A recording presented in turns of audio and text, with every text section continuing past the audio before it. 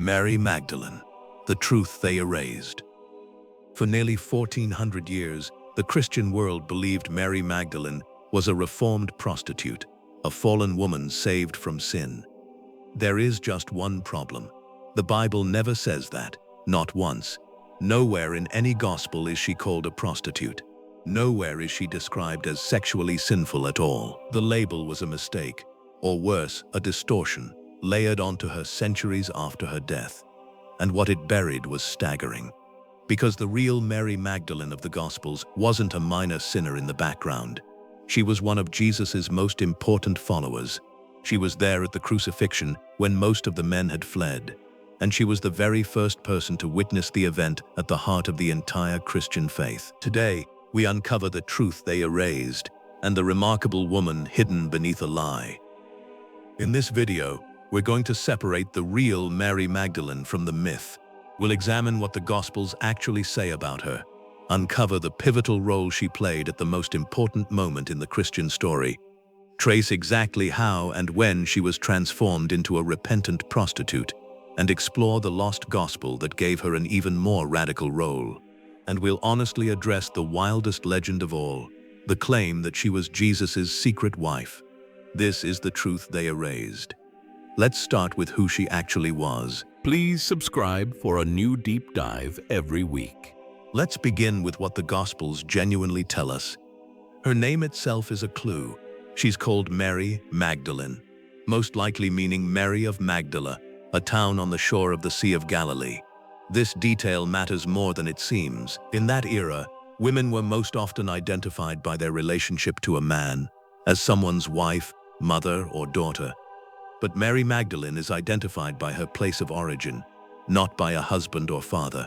To many scholars, this suggests she was an independent woman of some standing, perhaps unmarried, perhaps of means, notable enough to be known in her own right. That alone sets her apart. The Gospels indicate she was among a group of women who followed Jesus and, importantly, helped support his ministry, suggesting she had resources of her own. One Gospel account mentions that Jesus had cast 7 demons out of her. Now, in the ancient understanding, this language referred to healing, likely from illness or affliction, not to sexual sin. There is nothing in that phrase about prostitution or immorality. It describes her as someone who was healed and who then became a devoted follower. And here's a subtle but telling detail. Whenever the Gospels list the women who followed Jesus, Mary Magdalene is almost always named first. The same way Peter is typically named first among the male disciples. In the ancient world, that order signaled prominence. She wasn't a background figure. She was, by the text's own arrangement, the leading woman among Jesus's followers. And that prominence reaches its peak at the darkest and most pivotal moment of all. To understand Mary Magdalene's true importance, we have to go to the crucifixion. Because what the Gospels record there is remarkable. According to the Gospel accounts, when Jesus was arrested and crucified, most of his male disciples fled in fear. Association with a man being executed by Rome as a criminal was dangerous. The inner circle largely scattered. But the Gospels record that a group of women remained, staying near the cross through the horror, refusing to abandon him, and Mary Magdalene is named among them. She stayed. While others ran, she and the other women bore witness to his death. Then, the Gospels tell us, she was present at his burial, watching to see where his body was laid. Think about what this establishes. At the two most crucial moments, the death and the burial, when courage was most costly and most of the men were gone, Mary Magdalene was there. The Gospels present her as a model of loyalty and steadfast faith, precisely when it was hardest. This isn't a minor character. This is one of the most faithful witnesses in the entire narrative. And that faithfulness set her up for the single most important role any human being plays in the Gospel's central event. Here is the fact that makes the repentant prostitute myth so tragic, because the truth it buried is extraordinary. According to the Gospels, Mary Magdalene was the first person to discover the empty tomb and the first witness to the resurrection, the event that stands at the absolute heart of Christianity. The Gospel accounts describe her going to the tomb after the Sabbath, in some tellings, to anoint the body, and she finds the stone rolled away and the tomb empty. She is the first to encounter the reality that would launch the entire Christian faith. And in the Gospel of John, the moment is even more intimate and powerful. Mary is weeping alone at the tomb when the risen Jesus appears to her first. At first, she doesn't recognize him until he speaks her name, and then Jesus gives her a commission. He tells her to go and announce his resurrection to the other disciples. Consider the weight of this. She is entrusted with the most important message in the Christian story and told to carry it to the apostles themselves. This is why, in later Christian tradition, she earned a stunning title, the Apostle to the Apostles, the one sent to the ones who were sent. In a world where women's testimony was often legally devalued, the Gospels place the founding announcement of the resurrection in the mouth of a woman. That's not a minor detail, it's revolutionary. So how on earth did this woman get turned into a prostitute? Here is the heart of the matter, the erasure itself. How did the first witness to the resurrection become, in the popular imagination, a reformed prostitute? The answer is a case of mistaken identity that lasted well over 1,000 years. The Gospels actually contain several different women who, over time, got tangled together. There is Mary Magdalene. There is a separate, unnamed, sinful woman who anoints Jesus' feet with her tears in one Gospel account, a woman whose sin is not specified and who is never named as Mary Magdalene. And there is Mary of Bethany, the sister of Martha and Lazarus, another distinct figure entirely. These were three different women, but over the early centuries of Christianity, they began to be blurred together. The pivotal moment came in the late 6th century, when Pope Gregory the Great delivered a series of influential sermons in which he explicitly identified Mary Magdalene with that unnamed sinful woman and interpreted her sin in sexual terms. With the authority of the Pope behind it, this conflation stuck, at least in Western Christianity. Mary Magdalene became fused with the anonymous sinner, and her unspecified sin was recast as prostitution.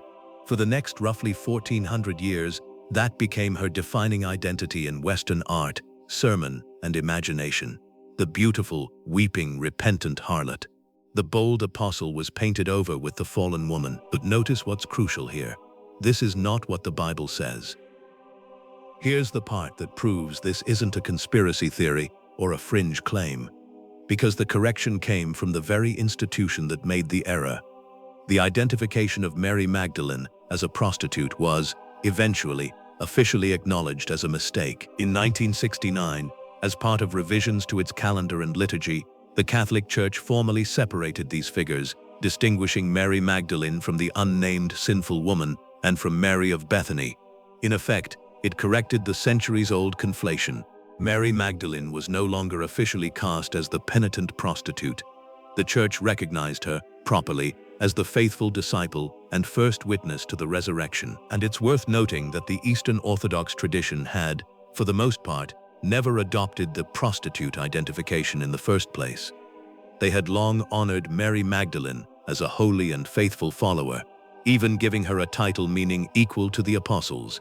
The distortion was largely a Western development, so the truth they erased isn't hidden or secret. It's documented history, a mislabeling that took hold through an influential sermon, endured for 14 centuries, and was formally corrected within living memory.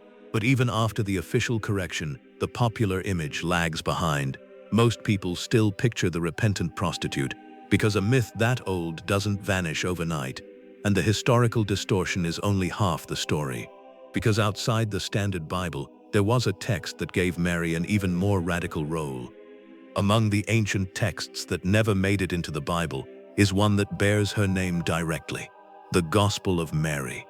And it presents a portrait of her that is striking and revealing. This text, which survives only in fragments with significant portions missing, is generally associated with Gnostic-influenced early Christianity, the same broad world as the other non-canonical Gospels we've explored. And in it, Mary Magdalene is not a background figure at all. She is portrayed as a leader among the disciples, one who possesses special spiritual insight and understanding. In the Gospel of Mary, after Jesus has departed, the other disciples are afraid and discouraged. It is Mary who steps forward to comfort and strengthen them.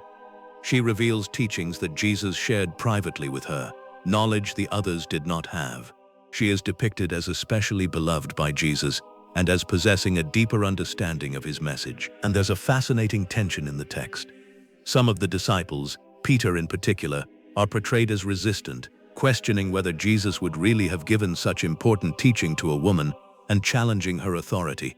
This dramatic conflict may reflect real debates in early Christianity about the role and authority of women, and about Mary Magdalene specifically. Now, an important caution. This is a later, non-canonical text, and it reflects a particular theological viewpoint, not necessarily historical events. But it powerfully shows that in some early Christian circles, Mary was remembered and revered as a spiritual leader and teacher. And that brings us to the most sensational claim of all.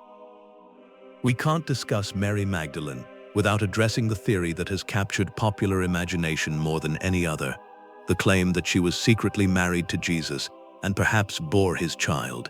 So let's handle it honestly. This idea exploded into mainstream culture through popular fiction and speculative books, most famously a certain best-selling novel and the works that inspired it.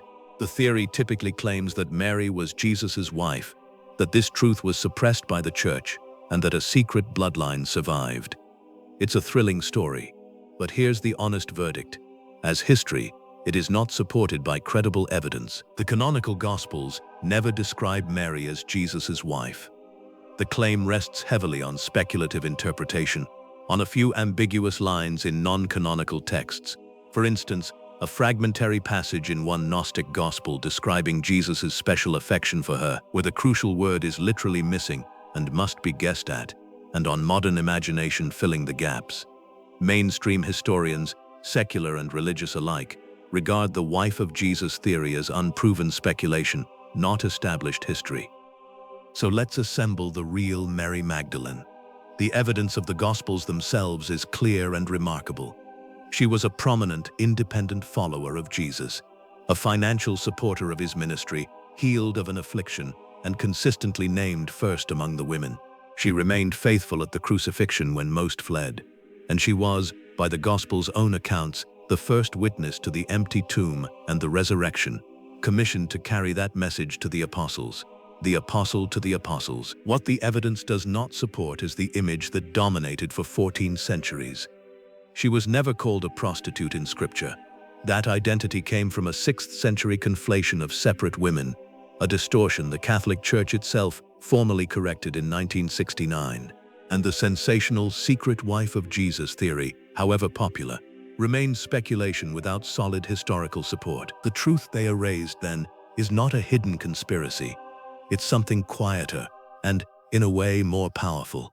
It's the fact that one of the most important and courageous figures in the founding story of Christianity, a woman entrusted with its central announcement, was for over 1,000 years painted over with a label the text never gave her. Recovering the real Mary Magdalene isn't about scandal. It's about restoring a remarkable woman to her rightful place in the story. And now you know who she really was. If a figure this central could be distorted for 1,400 years, imagine what's inside the other texts that were left out of the Bible, the lost Gospels, the buried writings, including the very Gospel of Mary we glimpsed today, and stranger ones still. That full investigation is waiting for you right now, and it picks up exactly where this one leaves off. Tap the screen, and let's keep uncovering the truth behind the faith.